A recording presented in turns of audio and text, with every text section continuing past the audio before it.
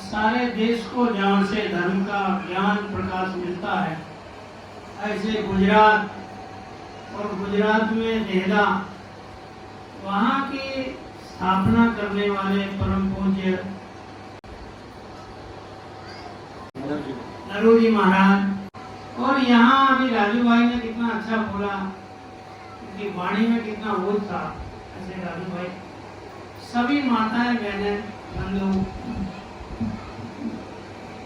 मुझे जैसे आपको आशीर्वाद मिला है अपने गुरुजनों का, यहाँ से मुझे भी आशीर्वाद मिला। और अभी आलू सिंह जी बतला रहे थे कि हनुमान जयंती कैसे मनाई जाए,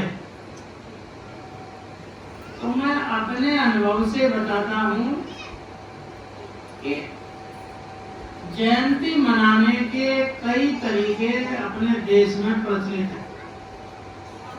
मंदिर में जाते हैं, हनुमान जी का जन्म हुआ है। आजकल तो सभी व्यक्ति भी अपना जन्मदिन मनाते हैं, पर हनुमान जी का जो जन्मदिन है, उनकी माँ अंजनी माता और पिता केसरी, और माँ अंजनी भी बड़ी विद्वान थी और केसरी भी परम विद्वान थे। अभी जो कर्नाटक प्रदेश है, वहीं पर किष्किंधा नाम का एक स्थान है, वहां उनका गांव, उस गांव में हनुमान जी का जन्म हुआ। अंजनी की कोख से जन्म हुआ। जन्म से वो प्रतिभाशाली थे, बड़े ऊर्जावान थे। बचपन की कई बातें अनेक लोगों के मुखों से हमने सुनी है कि उन्हें सूर्य अच्छा लगा तो वो सूर्य की तरफ चले गए और सूर्य को उन्होंने निगल लिया और संसार में अंधेरा हो गया। सब देवताओं ने कहा कि इस अंधेरे को कैसे भगाया जाए, और ये अंधेरा क्यों हो गया। तब वहां पर पता लगा कि सूर्य भगवान को हनुमान जी ने ही बहुत प्रिय लगा, तो अपने मुंह में रख लिया। तो सब देवताओं ने प्रार्थना की और सूर्य को फिर से अपने स्थान पर स्थापित कर दिया। इसी समय उनका इंद्र का सिंहासन अच्छा लगा तो वहां चले गए। इंद्र भयभीत हो गया। इंद्र ने अपने वज्र का प्रहार किया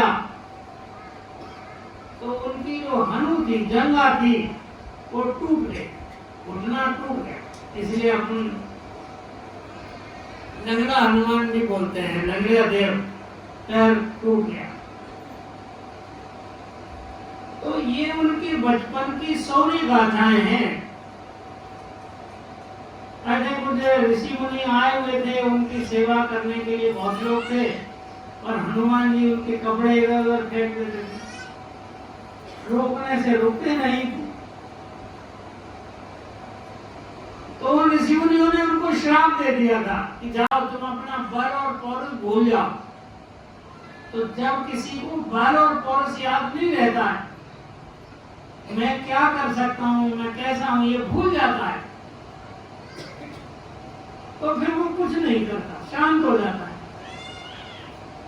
तो हनुमान जी की जयंती मनाने का सबसे उत्तम ढंग ये है कि हम अपना पौरुष भूल गए हैं, उसे फिर से याद करें हनुमान जयंती के दिन।